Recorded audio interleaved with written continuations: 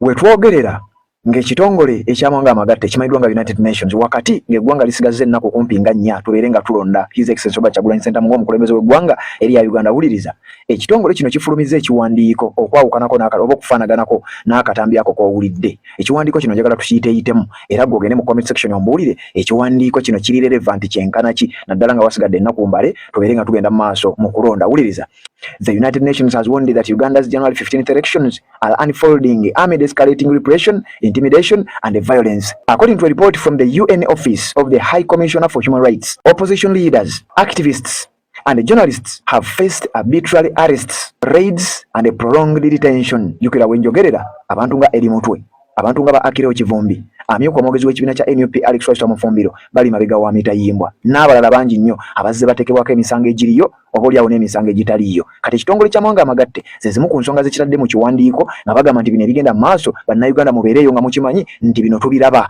era tumanyi ekigenda mu maaso oboolyawo n'ekyokukola tuyinza okuba nga tukimanyi. Wuliriza bulungi nnyo mu statement eno. According to a report from the UN Office of the High Commissioner for Human Rights, opposition leaders, activists and journalists have faced arbitrary arrests, raids and prolonged detention. Okusinziira ku report evudde mu office eyakulira ekitongole ky'amawanga amagatte ekivunaanyizibwa ku nsonga z'eddembe ly'obuntu agamba oba ripooti egamba nti ab'oludda oluvuganya b'abalwanizi b'eddembe ba activists bannamawulire bagenze maaso n'okufeesinga embeera enzibu, bagenze maaso n'okubeera nga bakwatibwa, bakubibwa, abamu ne batwalibwa n'emabega w'emitayimbwa ku nsonga ezitannaba kubeera nga zigenda maaso n'okuba nga zitegeerekeka.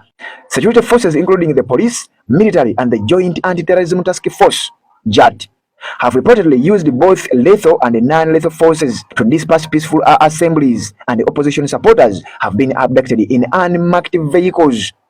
Uliriza nno obunkenke bweyongedde dda abakulu bwenjogerera nga balabika bali mu kutya oluvannyuma lwa bino statement emaze ebbanga ng'erindiddwa naddala bannayuganda nga beebuuza ddala international community yatusuulira ddala temanyi bigenda maaso mu ggwanga erya Uganda. Abasajja bakugambye ebigenda mu maaso babimanyi era bye ndi mu kusomera okusinziira ku kiwandiiko ekifulumidde ku mukutu ogwo gwennyininyini gwe nkugambye. Wulira bwe bagambye, bagamba nti ebitongole by'okwerinda omuli ekitongole kya police, omuli ekitongole kya military n'ekitongole kya JAT oba Joint Anti-Terrorism Task Force bikozesezza amaanyi amangi ennyo ag'ebika ebyenjawulo lethal and non-lethal force okudispasinga enkuŋŋaana z'abeesimbyewo. Ate nga tulaba baba badispasinga nkuŋŋaana eza His Excellency Robert Kyagulanyi Ssentamu kumpi zokka. Bwe baba bakwata abawagizi ba kibiina kya NUP bokka. Bwe baba basiba oba nga babuzaawo ba foot soldiers ab'ekibiina kya NUP bokka. Olukuŋŋaana olw'ekitongole ky'amawanga amagatte wakati nga lugenda mu maaso abakulu ne banja ensonga nga zino wenjogerera zitadde obunkenke ku bakulu era wenjogerera ebigambo tebisigadde kyekimu nga nange bwenjagala ogenda mu maaso n'okubeera nga nkutegeeza kakati wulira ensonga zimaze okuba nga zitabuka abakulu wenjogerera obunkenke bweyongedde. Wulira mu kiwandiiko. Speaking on the report, United Nations Human Rights spokesperson Martha Hurtado said next week's election in Uganda will take place in an environment marked by widespread repression and intimidation against the political opposition, human rights defenders, journalists, and those with dissenting views. Bwe yabadde ayogera ku report ey'ekitongole ky'amawanga amagatte eyafulumye nga bwe nkugambye, omukyala amanyiddwa nga Martha Hurtado yategeezezza ono nga ye mwogezi w'ekitongole ky'amawanga amagatte ekivunaanyizibwa ku nsonga ez'eddembe ly'obuntu, UN Human Rights spokesperson amanyiddwa nga Martha Hurtado yavuddeyo n'ategeeza nti wiiki ejja tugenda mu kalulu k'eggwanga erya Uganda. Wabula mukitegeere mu abakungu bentuula nabo mu kitongole kino ekya United Nations ekivunaanyizibwa ku ddembe ly'obuntu, mukitegeere bulungi nnyo nti mu ggwanga eri wadde akalulu kagenda maaso n'okuba nga kategekebwa. Tukimanyi bulungi nnyo nti eyo ye environment oba eggwanga erya Uganda we wakyasinze okubeera obutujju nga bukolebwa ku bantu ba bulijjo, ewakyasinze okubeera okutulugunya, okuwamba n'okusiba ab'oludda oluvuganya, abalwanizi b'eddembe, bannamawulire n'abantu abalala bonna abalina ebirowoozo oboolyawo ebyawukana ku bya General Yoweri Kaguta Museveni, mutabani we n'abakungu abalala bali mu kibiina ekifuga eggwanga ekya NRM. Hurtado noted that opposition parties, particularly the National Unity Platform, have been disproportionately affected. Omukyalo yayongedde maaso n'ogenda maaso n'okutegeeza ng'agamba nti ebibiina by'ebyobufuzi naddala ekibiina ekya National Unity Platform n'omukulembeze waakyo n'abawagizi baakyo ne bammemba mu kyo be bakyasinze okugenda maaso n'okubeera nga batulugunyizibwa, be bakyasinze okugenda maaso n'okubeera nga bawambibwa, be bakyasinze okugenda maaso n'okubeera nga basibwa. Mu statement yagambye bw'ati: Ugandan authorities have arrested and detained the opposition leaders and activists, raided the premises of political opposition parties and confiscated their properties. They have also suspended radio stations, arrested bloggers and tightened the control over NGOs. Wenjogerera ebintu abasajja bibatuddemu obunkenke bweyongedde omukyala ensonga yaziripotinze mu kitongole ky'amawanga amagatte ne bagamba bigenda maaso Uganda bitukwatako oba tuwagala oba tetuwagala. Wuliriza, agamba nti ab'obuyinza mu ggwanga erya Uganda tutegeddeko era tukimanyi bulungi nnyo okusinziira ku information gye tulina nti bakutte, bawambye, babuzizzaawo era batulugunyizza nnyo ab'oludda oluvuganya naddala abali mu kibiina kya NUP. Basazeeko ekitebe eky'ekibiina kya National Unity Platform era oluvannyuma lw'okukisalako bawambye ebimu ku bikozesebwa mu kitebe kino. Emirundi mingi nnyo tubalabye nga bagezaako okutiisatiisa oba oliawo n'okuggala ezimu ku radio stations ezigezaako okwogera ebintu ebigenda mu maaso ng'ate bituufu. Tulabye emirundi mingi nnyo nga ba bloggers abamu baguliddwa, abagaanye okugulibwa bakwatiddwa ekintu ekimenya amateeka.